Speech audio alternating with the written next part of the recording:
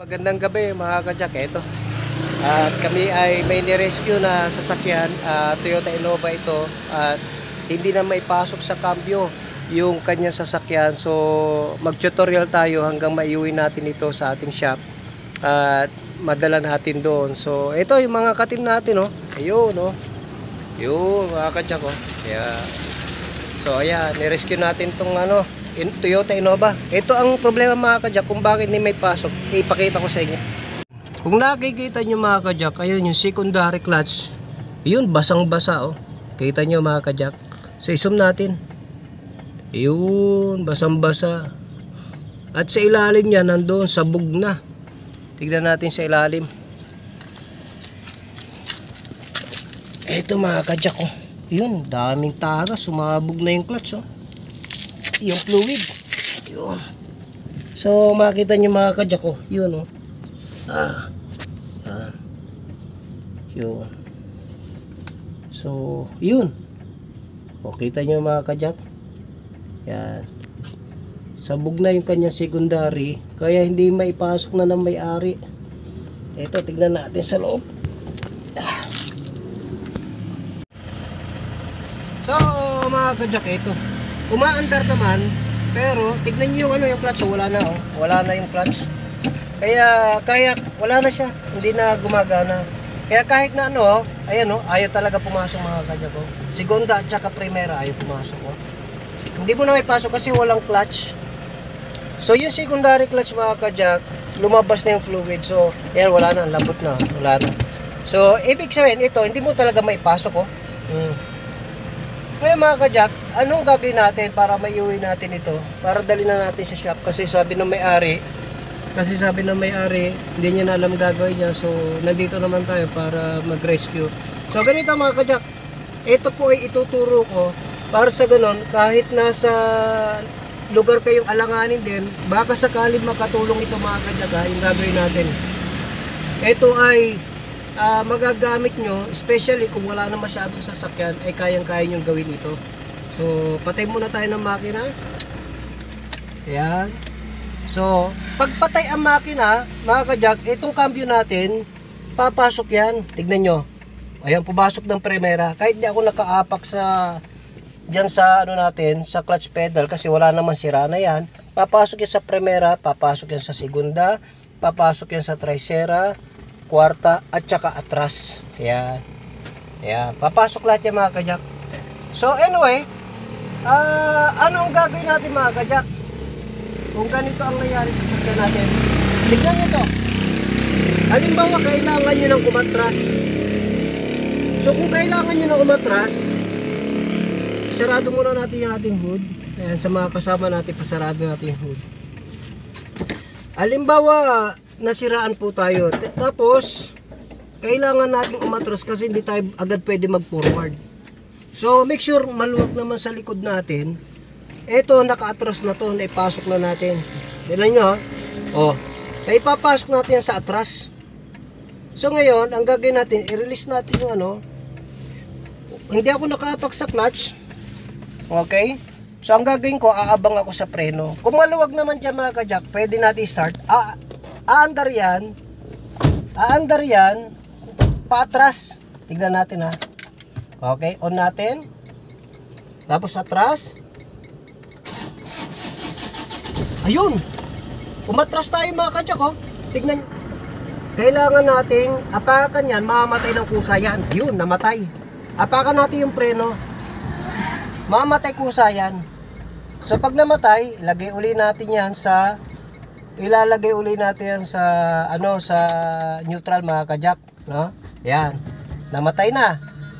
So ngayon, ilalagay natin sa neutral. Kung halimbawa kailangan natin umatras ng konti, ha, pwede natin gawin yon. So mag-ingat lang mga kajak na walang sasakyan sa harap. Ngayon pagka aalis na tayo, kailangan natin madala to sa shop natin. So ilagay natin sa primera. Yan. Wala ko inaapakan dyan mga kajak, i-start ulit natin naman. Pag primera, under naman yan. Tignan natin, ha. Start natin, wala ko inaapakan dyan, aandar yung ating primera. Yun, kita nyo mga kajak. Ayan. So, i-rescue natin to. So, ayan, naka-primera lang tayo. Dito tayo sa preno, wala yung ating clutch. Ngayon, pwede nyo itong ipasok. Kailangan lang nasa timing tayo. So, gagas tayo ng konti, try natin ha. Para medyo mas mabilis tayo kasi medyo masyado mabagal. Try lang natin. Ayan. Pasok tayo ng segunda. Ayan, kung papasok siya, abangan natin. Ayun, pumasok sa segunda mga ka-jack. Segunda. So nakasigunda na tayo, medyo mas mabilis-bilis na tayo. Kita niyo mga ka-jack, gasolina lang, ay yung gas pedal lang yung ating ginagamit. Ayan. So, super duper ingat lang tayo. So, ayan mga ka-jack, nakasigunda na tayo. At least medyo mabilis-bilis tayo. Ha? So, ibig ko sabihin mga ka-jack, naka-primera tayo, nakasigunda tayo, nakapasok tayo. So, alalay lang ang ano natin, biyahe natin, tignan nyo. Wala naman masyadong traffic. Ha? So, alalay lang tayo. Ngayon, ganito mga ka-jack, alam mo, mata-traffic tayo. Let's say, hihinto tayo. Ganito ang gagawin natin mga ka-jack. Halimbawa malayo pa lang at traffic, ganito gagawin nyo, pipitikin nyo to ng neutral, papasok yan. So tignan nyo kung sa ayun, pumasok sa neutral. So halimbawa tapos preno tayo, ayun, ayan, nagpreno tayo. So ibig sabihin traffic tayo kunwari. Ngayon, ang gagawin natin, hindi naman natin may pasok sa primera yan, papatayin uli natin. Patay uli tayo. Ayan.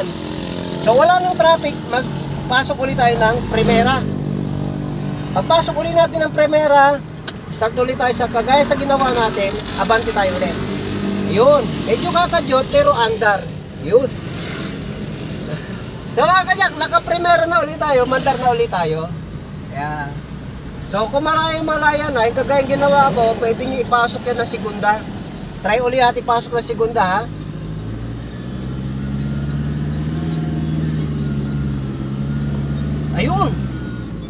Ayun, pumasok sa segunda. Na hindi ko inaapakan ang clutch pedal natin. Ayan. So nakasegunda na tayo mga ka-jack. Kung gusto nyo mag-try ng Tricera, try natin. Pasok tayo ng Tricera. Ayun, pumasok ng Tricera mga ka-jack. Hindi ako maapak sa clutch.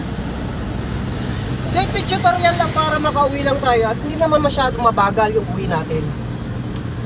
So, wala tayong naapakan dyan.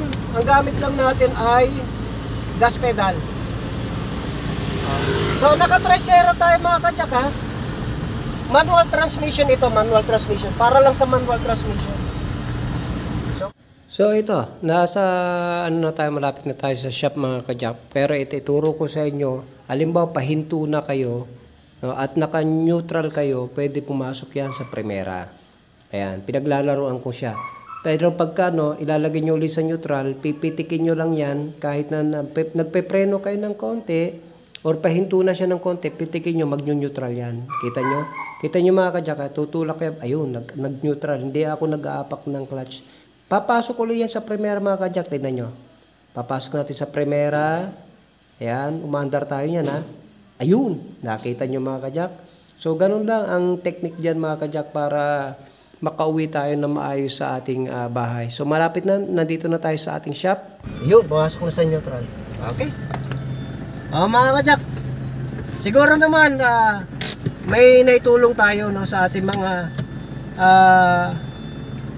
may car owner ng manual transmission. May UAG niya kahit saan kayong lupalop. Basta't yun lang ang problema, yung tinatawag na yung inyong clutch lang ay wala na, magagamit nyo pa rin itong ating manual transmission.